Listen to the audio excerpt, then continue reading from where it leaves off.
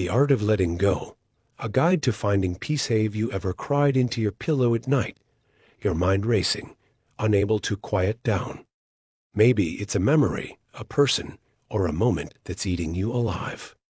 Your eyes are closed, but your brain is running a marathon, replaying regrets, mistakes, or someone who's no longer in your life. Yet, they're still living rent-free in your head. We've all held on to something too tightly, a relationship, a hope, a bad choice, or even a version of ourselves. And that grip, it doesn't just hold us back. It breaks us.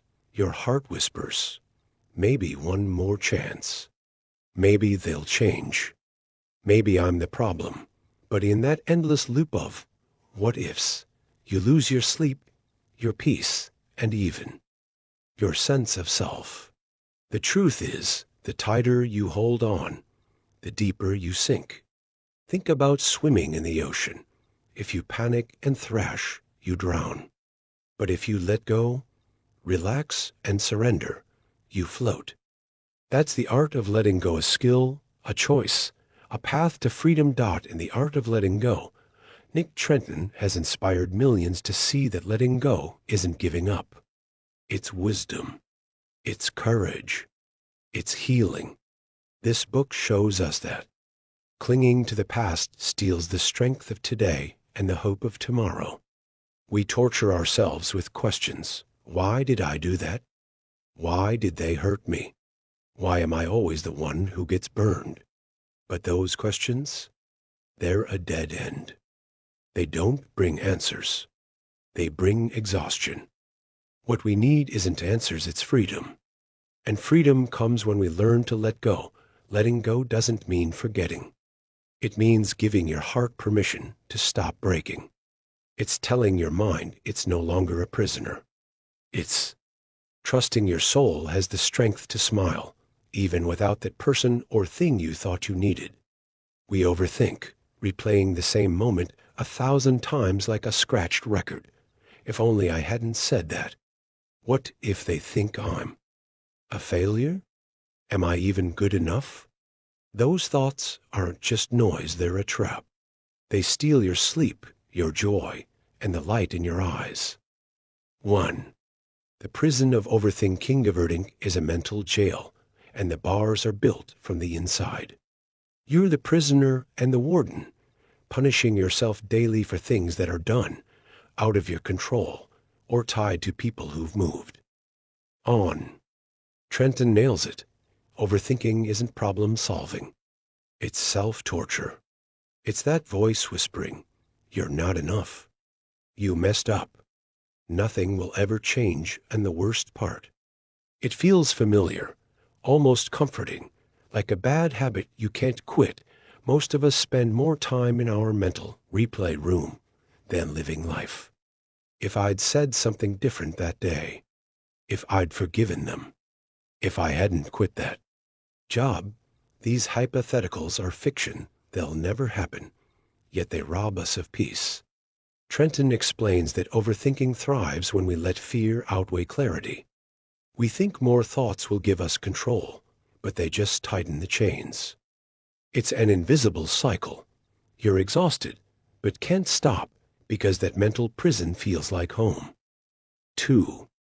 Breaking free, the power of awareness. So, how do you escape? It starts with awareness. The moment you catch yourself spiraling, I'm stuck in that loop again, you've already taken the first step. Awareness isn't about judging your thoughts. It's about observing them, like watching a movie. Okay, that's fear. That's regret. You're not your thoughts. You're the one watching them. And that realization begins to dismantle the prison.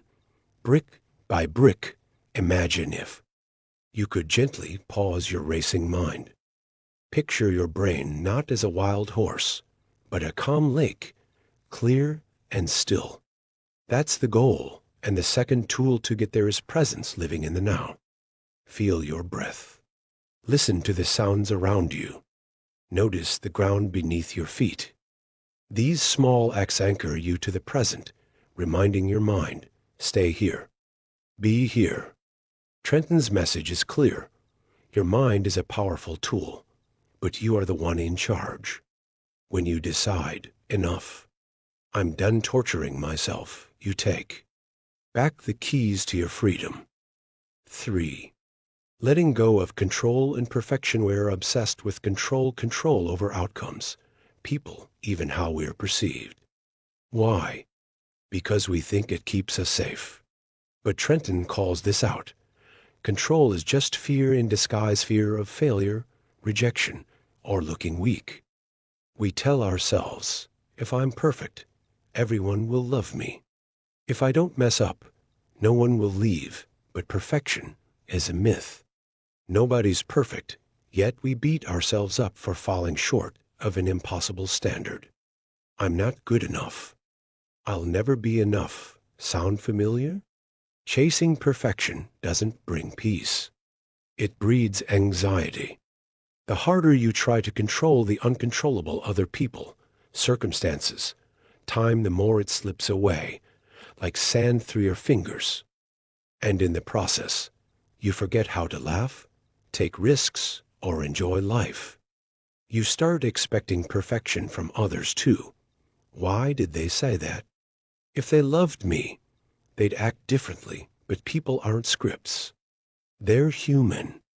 Relationships thrive on acceptance, not control. Trenton offers a game changer. Acceptance is the antidote to control. When you embrace things as they are, not as you wish they'd be, you find real peace. You forgive others, let go of grudges, and most importantly, forgive yourself. Life doesn't need to be perfect. It just needs to be real. 4. Taming the negative thought spiral. Ever notice how one bad thought can ruin your whole day?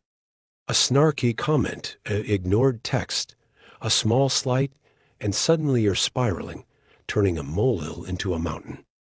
One thought leads to another, and soon you're drowning in a storm of your own making.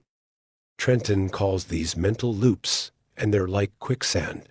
The more you struggle, the deeper you sink. We make the mistake of identifying with our thoughts. Feel scared? I'm a coward. Feel jealous? I'm a bad person. Compare yourself? I'm a loser. But thoughts aren't facts. They're just your brain doing its job, scanning for danger, asking questions. The real you is the one observing, not the one drowning. To break the spiral, start by naming your thoughts. That's fear. That's insecurity. This simple act creates distance, giving you back control when the storm hits. Try Trenton's pattern. Interrupt, clap your hands, say, stop, out loud, or go for a quick walk. It's like hitting the reset button on your brain. And here's the kicker. Be as kind to yourself as you are to your friends. You'd never let a friend wallow in self-doubt, so why do it to yourself? You deserve compassion too. 5. Rewriting your mental story. All carry a story about ourselves, shaped by past experiences. Maybe someone called you stupid as a kid, and now that's your script. A heartbreak convinced you. I'm unlovable. A failure made you think, I'll never succeed.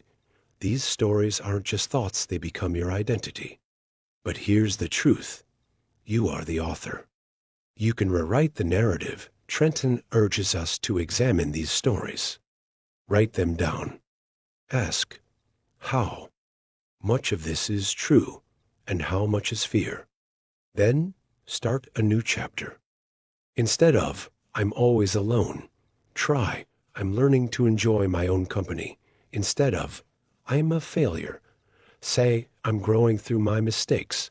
When you change the story you tell yourself, you change your energy, your outlook, your future. 6. The daily practice of letting go isn't a one-time event.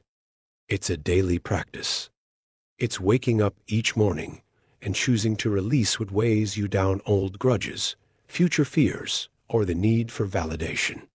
It's small. Habits. 10 minutes of journaling to clear your mind. 2 minutes of deep breathing to ground yourself, or asking at the end of the day, do I feel a little lighter? Gratitude is a game changer. Write down 3 things you're thankful for daily. It shifts your mind from scarcity to abundance. Mindfulness is another. When you eat, just eat. When you walk, just walk. These simple acts pull you into the present, where peace lives. And when you slip back into old patterns, because you will, don't beat yourself up. Letting go is a wave up, down, stormy, calm. Keep practicing. Consistency beats perfection every time. 7. Freedom through boundary. Us all want to soar, but you can't fly with baggage tied to your feet.